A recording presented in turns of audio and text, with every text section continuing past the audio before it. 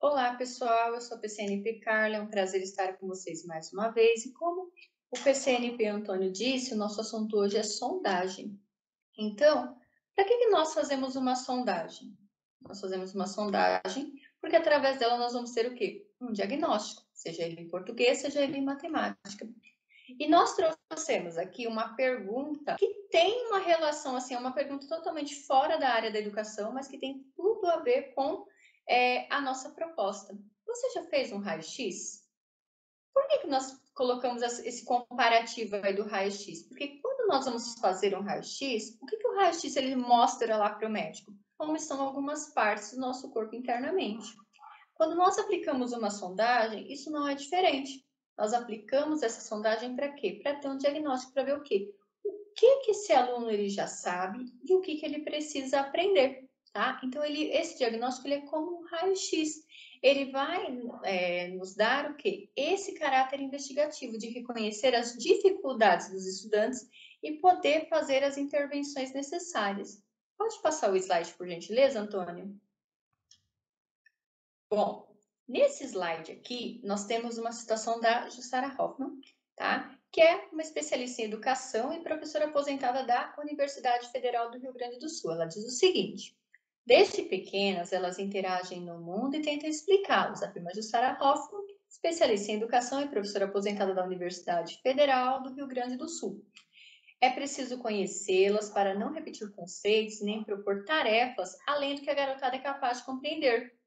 Daí a importância da avaliação inicial. Esse olhar é imprescindível para construir uma visão detalhada de cada estudante e, com isso, poder planejar as aulas com base nas reais necessidades de aprendizagem do grupo, explica Jussara. O bom diagnóstico não tem por objetivo contabilizar erros ou classificar e rotular os alunos. Ou seja, não é uma prova no sentido tradicional. Então, a própria citação ela já mostra o quê? O que é a sondagem? Ela não é para classificar, ela não é para rotular, ela é para investigar, tá? Por isso que ela deve ser bem estudada, bem trabalhada. Por quê? Porque esse diagnóstico, você pode passar o slide por gentileza, Antônio? Esse diagnóstico ele vai abranger vários níveis de dificuldades do assunto tratado, tá?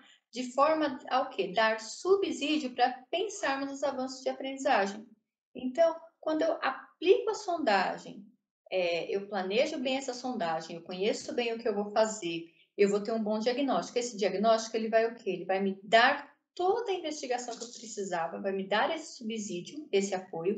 Com isso, eu vou conseguir planejar melhor essas aulas e vou possibilitar aí, eu vou promover os avanços das aprendizagens dos estudantes da minha sala, certo?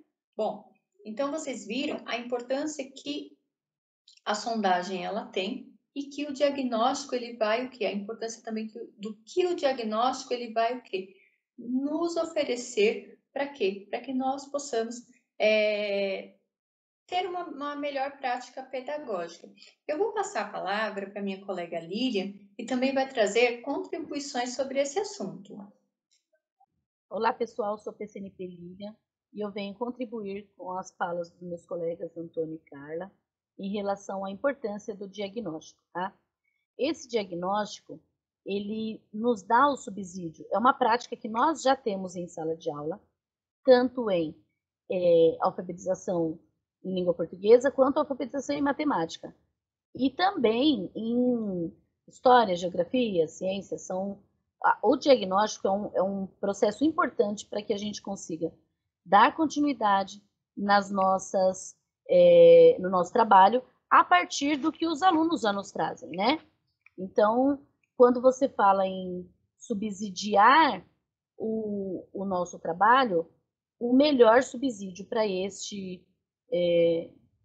com retorno é o diagnóstico, porque conhecendo as defasagens dos alunos e respeitando o que eles já trazem, o que eles já têm de conhecimento, nós conseguimos avançar com mais qualidade, né? Nos slides anteriores, a nossa colega Carla, ela deixou bem bem apresentado a importância desse diagnóstico, e nós temos um suporte que nos dá esse subsídio, que é o EMAI, né? No caso de alfabetização matemática, o EMAI ele é muito rico. Nós temos desde o 1º ao 5º ano um material que tem esse suporte, que tem essa preocupação com o avanço do aluno a partir do conhecimento dele.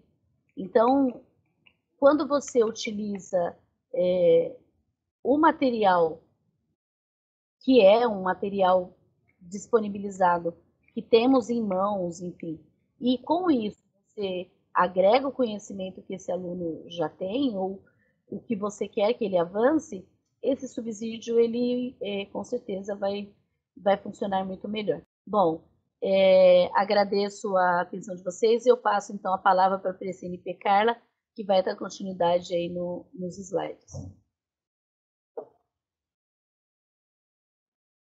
Obrigada, Lilian. Foi de grande importância a sua contribuição, né? E principalmente estar citando aí o nosso maior suporte, que é o EMAI, que é até o tema das nossas conversas, né? Nos nossos vídeos. Bom, então vamos pensar tudo isso na prática agora. Nós trouxemos uma situação para nós conversarmos. Eu vou estar lendo essa situação para vocês, e aí eu gostaria que vocês pensassem o que essa criança fez quando o Antônio ele colocar o número depois da minha leitura. A professora, ela propôs uma sondagem, explicou aos alunos tudo o que aconteceria nesta atividade, e durante a sondagem, ela digitou o número 403. Aí a Maria, uma aluninha dessa professora, uma estudante, ela registrou o número ditado da seguinte forma. Como será que ela registrou? E aí, pessoal? É 403? Não, né? Ela registrou 4003. Por que será que ela registrou 4003 ao invés de 403? Eu tenho certeza que aí, vocês assistindo agora essa nossa conversa, a maioria de vocês já sabem o que aconteceu com a Maria. A Maria ela ainda se apoia na fala para poder fazer a escrita dos números, né? É uma coisa muito comum de se acontecer quando nós estamos aplicando a sondagem. Querendo ou não, isso já é o quê? Um diagnóstico. Quando eu sei, opa, peraí, eu ditei um número, mas essa minha aluninha, ela ainda está se apoiando na fala para fazer o registro. Já dá o quê? Subsídio para minha intervenção, né? Subsídio para eu planejar melhor, para eu fazer a intervenção e para eu o quê? Mediar aí o que? A construção desse número da maneira correta. Você pode passar o slide, por gentileza, Antônio? Então, o que isso traz para a gente? Traz para nós a reflexão que a sondagem em matemática, ela também faz parte do processo de alfabetização. Por quê? Porque como nós já dissemos, apesar de ser um pouquinho repetitivo, é importante frisar, quando eu faço a sondagem, eu tenho um diagnóstico, seja ela em português, seja ela em matemática, tá? E elas não são, esses dois processos, esses dois movimentos, eles não são dissociáveis, eles são juntos. Por quê? Porque a criança ela vai evoluindo, ela vai construindo conhecimento à medida que eu vou o quê? Investigando. Eu investigo, eu planejo, eu medio, a criança, e depois novamente eu vou fazendo esse movimento, e por isso que essa sondagem ela precisa ter uma regularidade para ela acontecer, porque ali eu vou o quê? Eu vou também analisando que se a minha prática ela está sendo uma prática que está dando certo, se ela não está dando certo, tá? Então, daí a importância do quê? De você ir repetindo a sondagem o quê? Constantemente, mensalmente ou bimestralmente, eu não sei como vai ser a dinâmica aí da escola, mas com base nos números, nos dados que você tem, é importante o quê? Você descobrir ali o que você precisa mediar na sua sala, né? E aí fazer as intervenções e posteriormente você aplicar novamente uma sondagem para ver se essas competências, habilidades, elas foram consolidadas, você precisa fazer novas intervenções, replanejar isso, para que de forma a aprendizagem realmente aconteça. Mas aí vem uma questão. Como planejar uma sondagem de modo a conseguir identificar e fazer a intervenção necessária para promover o avanço das aprendizagens? Nós sabemos que é importante, nós sabemos que o diagnóstico ele vai trazer muitas informações para nós, mas como fazer essa sondagem, né? Que números escolher? Eu escolho qualquer número, eu coloco eu coloco lá qualquer número, a criança não sabe.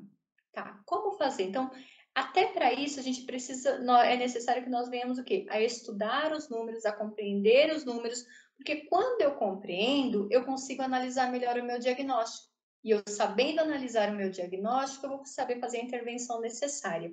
Você pode passar o slide, por gentileza, Antônio?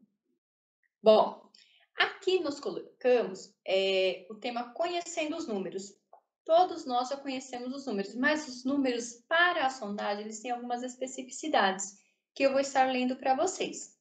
Assim como na sondagem da hipótese descrita, não se coloca qualquer palavra, na sondagem matemática também não é diferente.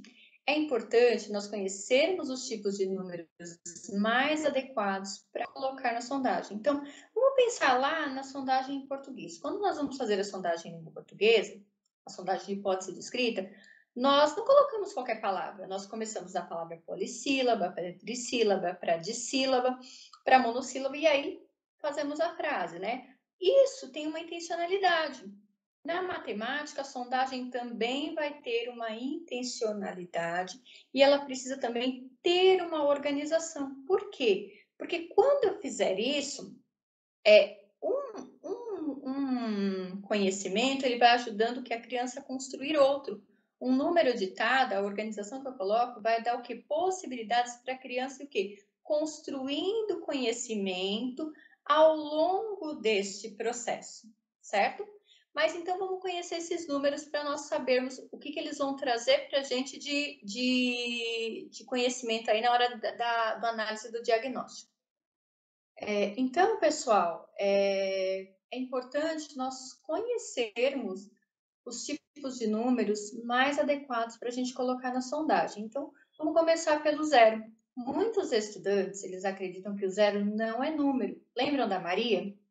Quando ela colocou lá o 4003 ao invés do 403, nós sabemos que ela se apoiou na fala, mas ela também traz um dado para a gente. Ela nos mostra que o quê? Que conforme a quantidade de zeros, não vai mudar o número, ela ainda não tem esse entendimento que quanto mais zeros ela coloca, maior o número fica em relação à quantidade. Então, quando nós vamos escolher o zero e números que contenham zero, em diferentes valores posicionais, é muito importante no momento da sondagem. Por quê? Porque ele vai trazer para a gente isso no diagnóstico. E com isso a gente consegue mediar a construção do conhecimento com a criança, tá? Existem também os números redondos. O que são números redondos? São números de uso social. Então, eu vou dar um exemplo para que vocês possam entender. Lá na sondagem em português, na língua portuguesa, nós sabemos que as crianças, muito antes de estarem alfabetizadas, elas já reconhecem algumas palavras, porque são de uso comum delas. Por exemplo, passa na frente de uma lanchonete, como o McDonald's, elas sabem que ali está escrito McDonald's. Por quê? Porque aquilo é do uso comum delas. Elas veem a propaganda, elas vão com a família, enfim. Em matemática não é diferente. A criança, ela tem números que ela também usa no cotidiano dela, que são os números redondos. Onde ela encontra esses números? Nas cédulas monetárias, por exemplo. Ela vai encontrar lá R$10, R$20, então ela vai ver o número. Então é mais fácil para quê? Para que ela consiga registrar. Então, se ela sabe registrar, eu preciso colocar na sondagem? Sim, porque através dele você vai o quê? Você vai poder fazer a intervenção, você vai colocar outros números, nós iremos explicar, e ali você vai conseguir o quê? Ter indícios, ter registros que mostrem aonde você pode estar fazendo a intervenção. Você pode passar o slide, por gentileza, Antônio? Bom, agora nós vamos falar dos números transparentes, tá? O que são números transparentes? São números que nos dão dicas de como escrevê-los. E aqui nós colocamos o exemplo do número 84. Quando você fala esse número, você dita esse número para a criança na hora que vai começar a escrever, ela vai falar 80, 80, lembra 8. Então, já dá aquela dica para a criança. É diferente do número opaco, que nós não colocamos aqui no slide, mas ele existe também. O número opaco, ele já não vai dar essa dica para a criança. Por exemplo, o número 13, ele é um número opaco. Por quê? Você dita ele, não dá para a criança saber se ele vai começar com 1, começar com 2, começar com 3. A palavra não dá essa dica, tá? Então, é interessante que na sondagem contenham números opacos e números transparentes, porque ali você vê se a criança se apoiou na dica da fala, se ela colocou o zero corretamente, voltando lá no zero, se ela está se apoiando na memória, enfim, você já vai o quê? Pegando aí algumas dicas que ela vai trazer através do registro, não vou colocar dicas, mas ela vai trazer algumas informações através do registro, algumas pistas, que vai o quê? Subsidiar o seu planejamento e a sua estratégia de como atuar com essa criança, tá? Então, aqui também tem os números que permitem o processo de generalização. Então, assim como os números redondos, são aqueles números que são de uso frequente da criança. Ela não está com ele no contexto social, mas ela vê também muito, que no caso aqui eu coloquei o 51, você pode apertar, Antônio, para aparecer, olha, o 51 e o número 2021. Então, o 51, a criança vai lembrar do quê? Da aguardente que ela vê no comercial. O 2021 é o ano vigente, que ela vai ver a professora colocando na data da lousa, ou ela vai ver no calendário de casa, né?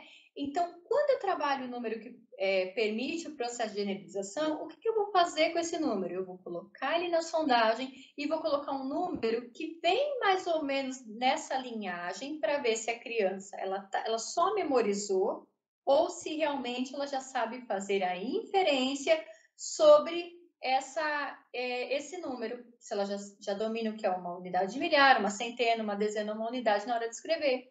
Pode acontecer que a criança escreva corretamente 2021, mas se você ditar para ela 2027, ela talvez não escreva, aí ela se apoia na fala para estar podendo registrar esse número.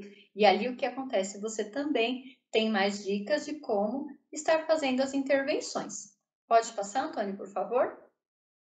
Bom, temos também os números de dezena cheia, que diferente dos números redondos, que têm a função social, os números de dezena cheia são números que já não são utilizados no cotidiano dos estudantes, como, por exemplo, o número 20. O número 20, ele é um número redondo, mas o número 70 já não é. Por quê? Porque ele já não faz parte desse cotidiano, tá? O aluno ele pode reconhecê-lo por relacioná-lo ao sistema monetário, no caso do 20, que ele vai lembrar da nota de 20 reais. Porém, o número 70, como eu disse anteriormente, ele não vai ser um número de uso comum. Por quê? Porque ele não faz parte do dia a dia. E aí nós chamamos esse número de dezena cheia. Então, o que é legal fazer na sondagem? Coloca lá um número redondo e coloca um número de dezena cheia. Por exemplo, coloca o número 20, coloca o número 70. Porque aí você vai o quê? Saber se realmente essa criança sabe fazer a inferência ou se ela não sabe. Passa, por gentileza, Antônio, o slide. E aí nós temos também os números com algarismos repetidos, que embora pareça fácil, o estudante também poderá ter dificuldades ao escrever um número com algarismos repetidos. Por que vai ser difícil? Porque ele pode também se apoiar na fala, tá? Então, dependendo da situação, o estudante ele vai se apoiar na fala desse número. Aqui nós vemos o exemplo do 555. Se a criança ainda não sabe fazer a inferência, ela vai o quê? Ela vai escrever 500 mais 50 mais 5. Daí vem o quê? A nossa intervenção. Pode passar o slide, Antônio, por favor? Um número novo com parâmetro para número conhecido. Nesse caso, o estudante poderá conhecer o número pelo fato de ser o ano em que estamos, mas talvez o mesmo não consiga fazer a inferência para o número 2026. Para saber que número escolher, parte de um número do uso cotidiano para um número novo. Aqui nós temos mais um exemplo, o 150.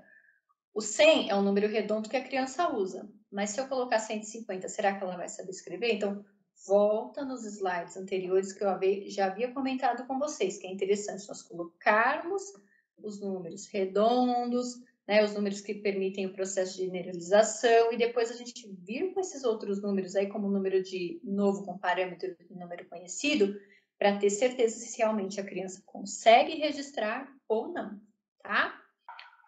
Bom, pessoal, então, esses são os números que é importante vocês conhecerem para estar colocando na sondagem. E como a gente faz isso na prática agora? Eu vou estar passando a palavra para a PCNP Lilian, que vai nos dar aí um passo a passo, vai explicar para a gente como que nós podemos fazer isso de uma maneira bem legal.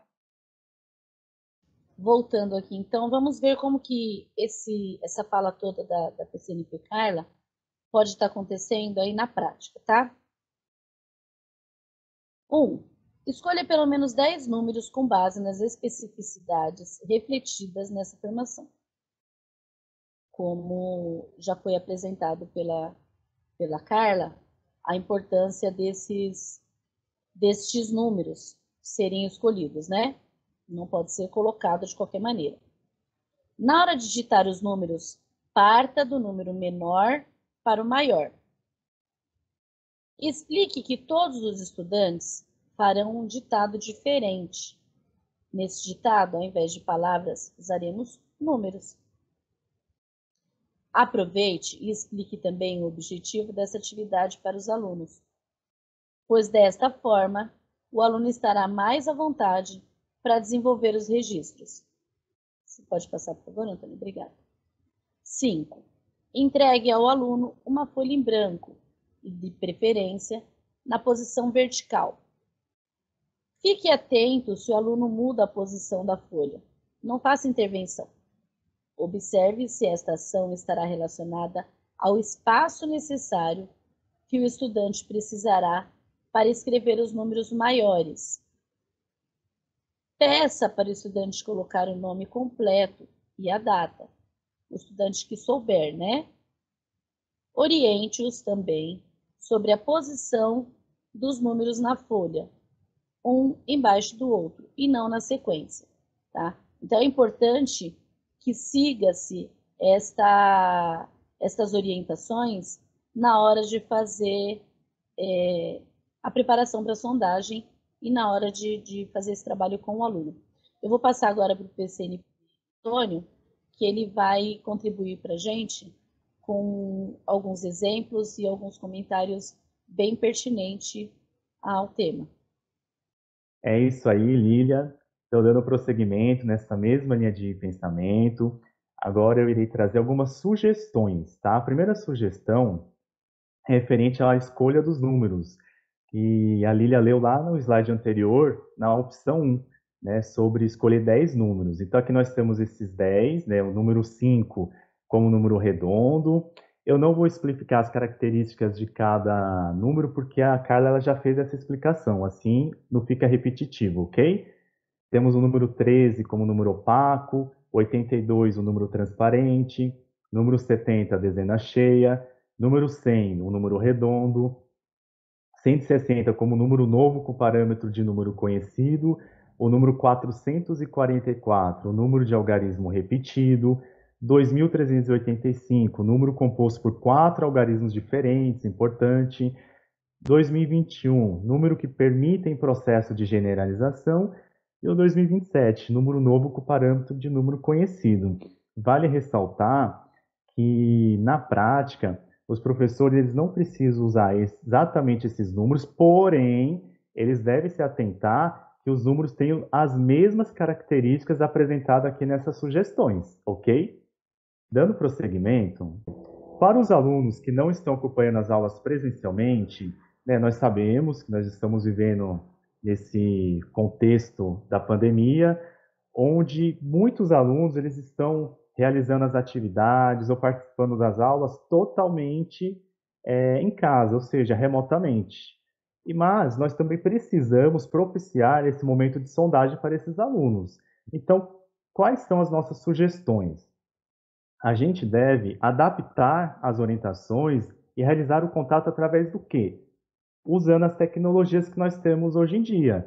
Videochamadas. No caso de videochamadas, nós temos muitas plataformas. Temos o WhatsApp, temos o Zoom, temos também o Google Meet, plataforma Teams. Hoje é amplo, né? Esse recurso de videochamadas.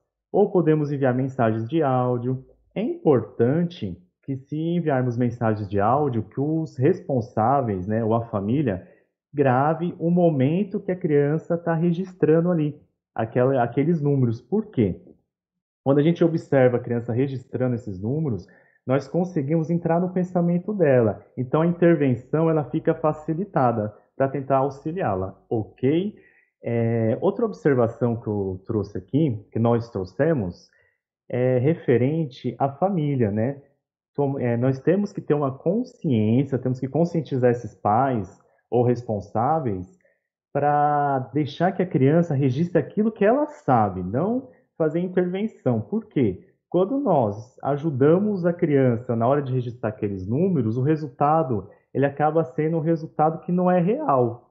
E isso acaba prejudicando. Por quê? Na hora de planejarmos ações para tentar auxiliar, na verdade, a gente não vai ter subsídios concretos, reais, para que essa ajuda seja eficiente, seja com qualidade. Então, é muito importante que a criança ela registre aquilo que ela sabe, tá? Realmente respeitar os conhecimentos prévios da criança, tá bom?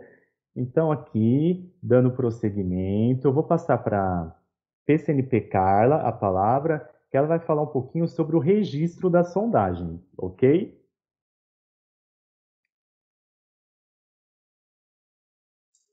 Bom, pessoal, então, tendo aí o roteirinho de como fazer isso na prática, vendo aí as sugestões que os PCNPs colocaram aí, agora vamos pensar nesse registro de sondagem. Então, fez todo o passo a passo, seguiu tudo ali que nós estamos estudando, nós estamos conversando, como registrar isso? Então, é importante o quê? Aqui nós trouxemos também um modelinho, tá? Esse modelinho, ele nos dá o quê? Uma visão ampla de tudo aquilo que nós fizemos e da nossa sala toda. O que está contido aqui nesse modelinho que está no slide? Então, o nome dos alunos que realizaram essa sondagem, tá? Os números que foram ditados e a maneira que esses alunos registraram. Vocês observam que no final dessa tabela existe o total. O total é a quantidade de acertos que a turma teve em relação ao número ditado. Isso possibilita o quê? Ver um percentual do que a turma ela já tem de habilidade consolidada em relação à escrita de números e o que precisamos do quê? Mediar, intervir para que essa turma possa avançar. Também nos dá outras informações que são a respeito do quê? Dos alunos que ainda têm aquela dificuldade com o zero, dos alunos que se apoiam na fala, dos alunos que conseguem escrever o número ali, o número redondo, mas já não consegue escrever um número opaco, né? Então, ele traz aí o quê? Todas as dicas para quê? Para que o nosso planejamento e a nossa intervenção ela seja feita de maneira mais objetiva. Que nós consigamos o quê? Aí pensar na estratégia adequada para o quê? Para socializar isso com a turma. Você pode passar o slide, por gentileza, Antônio? Bom, aqui é só um comentário a respeito dessa tabela. Olha, na tabela do slide anterior, a grande maioria dos alunos eles já dominam o número marco, que é o número 5, né? Uma outra parcela tem dificuldade com números de algarismos iguais. Lembra dos algarismos iguais? Que a gente achava assim, é tão fácil, né? Mas a criança, ok, se ela ainda não consegue fazer inferência, ela vai se apoiar na fala. E a maioria não sabe grafar o quê? Os números maiores, os números com 4 algarismos diferentes. Ele consegue fazer ali o número, por exemplo, do ano vigente, né? Mas quando você coloca um número já com parâmetro conhecido, ele já não consegue. Tá? Se você coloca números com algarismos diferentes, ele também já vai ter uma dificuldade. Então, qual é a sugestão aqui? Pegar algumas dessas produções, né, que estão lá, você tem a sua para a sua análise, mas você pegar uma produção de uma das crianças e socializar com a sala, né? E ali a gente começar a questionar qual foi o motivo que a criança grafou daquele jeito, né? Então, coloca lá um número de algarismos repetidos, por exemplo, colocou lá o número 444, a criança escreveu 400, o 400, o 40, 40 e o 4. Registra na lousa e ali você vai o quê? Você vai questionando, gente, esse aqui é o número 444, correto? Aí um vai dizer, não, professora, tá faltando isso. E ali você vai o quê? Mediando isso para que o conhecimento ele vai sendo o quê? Construído. Então você vai perguntando os porquês para as crianças mesmo fazerem essa correção entre eles. Então, e o que é legal se fazer aqui também, os alunos que têm muita dificuldade, porque você vai ver na sua tabela, você dá uma tabela numérica para ele no individual, para quê? Para que ele também consiga participar dessa socialização. Você pode passar, o Antônio, o slide? Tá? Por quê? Porque a ideia desse momento é colocar em conflito as hipóteses das crianças, para que elas venham argumentar as suas escolhas. Então, tanto aquele aluno que ainda tem muita dificuldade na escrita de números, quanto aquele que tem ainda pequenos ajustes a se consolidar. Tá? Então, quando você dá uma tabela para aquele que tem mais dificuldade, ele também consegue participar dessa socialização. Tá? Então, a criança ela vai interpretar, ela vai produzir, ela vai mediar, ela vai comparar, ela vai conversar. Tá? E ali você vai o quê? Produzir o quê? Você vai promover a construção do conhecimento, certo? Bom, nós temos também alguns outros encaminhamentos que são importantes depois desse momento da sondagem, depois que nós temos o diagnóstico, são algumas outras sugestões que nós podemos estar colocando no nosso planejamento, de forma que as crianças avancem nas suas habilidades, tá? E eu vou passar a palavra para a PCN Perilha, que ela vai trazer essa contribuição para nós.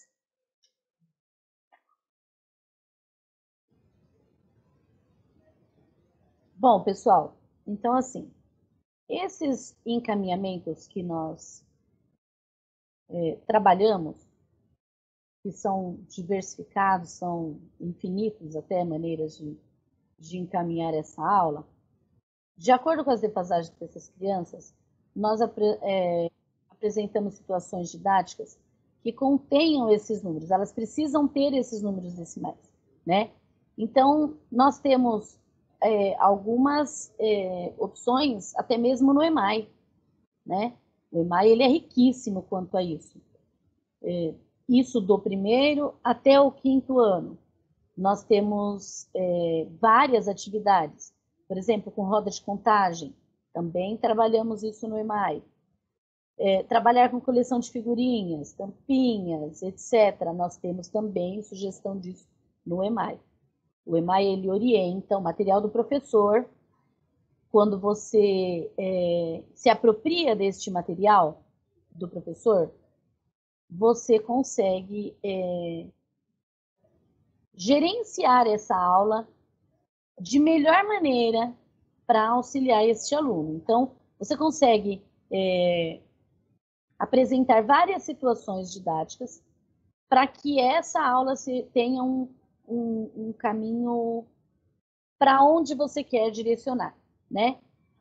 Inclusive com jogos, né? Aqui a gente dá sugestão de trilha, de bingo, mas nós temos dentro do próprio material muitas sugestões. Nós temos os anexos que vêm, são riquíssimos também para esse suporte.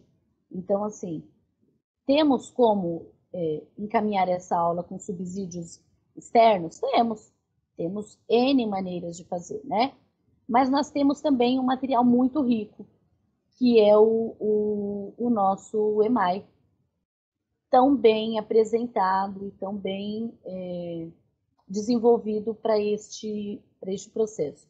E eu volto a afirmar que ele faz esse encaminhamento desde o primeiro ano até o quinto ano, né? É uma maneira de subsidiar a nossa aula com um material que ele já está nas nossas mãos, né? Você tem como trabalhar este material também com outras orientações? Tem, você pode agregar nisso pesquisas e trabalhos que venham através de tecnologia, através de outros materiais didáticos, porém, ele é riquíssimo, né? Isso seria como agregar, porque ele é muito completo nesse encaminhamento, tá? Você pode passar, por favor, o slide, Antônio? Eu passo aqui para vocês, nós vamos finalizando, com as referências bibliográficas, né, que nós temos do CNSP, que é totalmente baseado no nosso Aprender Sempre, Currículo em Ação, e dá esse suporte também para a gente, né, um trabalho que nós temos como auxílio também. A Nova Escola, que foi de onde também bastante pesquisa para estar apresentado, e aí tem os links de onde foram tirados, tá? E você pode passar, por favor, Antônio? E aí nós devemos ressaltar que esse material ele vai estar disponibilizado nos nossos meios de comunicação, tá? Que vem através do canal do YouTube e as playlists aí dos anos iniciais. Bom, eu agradeço muito a oportunidade de estar falando com vocês sobre um trabalho tão maravilhoso que é a alfabetização matemática e que a gente faz com maestria na sala de aula. A gente sabe que vocês também desenvolvem isso muito ricamente, mas a nossa intenção aqui é tentar auxiliar um pouquinho com o trabalho de vocês, né? Às vezes a gente tem um olhar que é direcionado somente para aquilo e uma fala, às vezes uma palavra, ela abre um leque de oportunidades para a gente que às vezes a gente sozinho não está conseguindo olhar, ou enfim, não tem esse direcionamento. Então, o nosso intuito aqui é auxiliar, tá? No que nós pudermos contribuir, nós estaremos aqui. Eu agradeço aos meus colegas pelo compartilhamento e até a próxima. Eu passo a palavra para o Antônio e em sequência para a Carla. Obrigada. Então, pessoal, eu agradeço muito a atenção. Foi um imenso prazer estar presente aqui, né, participando desse estudo com vocês. E até uma próxima. Passo a palavra para a Carla. Pessoal, agradeço a todos vocês, tá, por esse momento de conversa a respeito da sondagem. Acredito que esse momento ele vai trazer para todos um olhar de revisitar as nossas práticas, assim como quando nós lemos um livro novamente. Da primeira vez a gente tem uma visão sobre aquilo, mas quando a gente volta naquele livro, a gente tem o quê? Uma nova visão. Então, esse foi o nosso objetivo, trazer uma nova visão, uma nova perspectiva no olhar da sondagem matemática, tá? Agradeço aos meus colegas por todas as contribuições dadas e espero poder vê-los em breve. Um abraço a todos.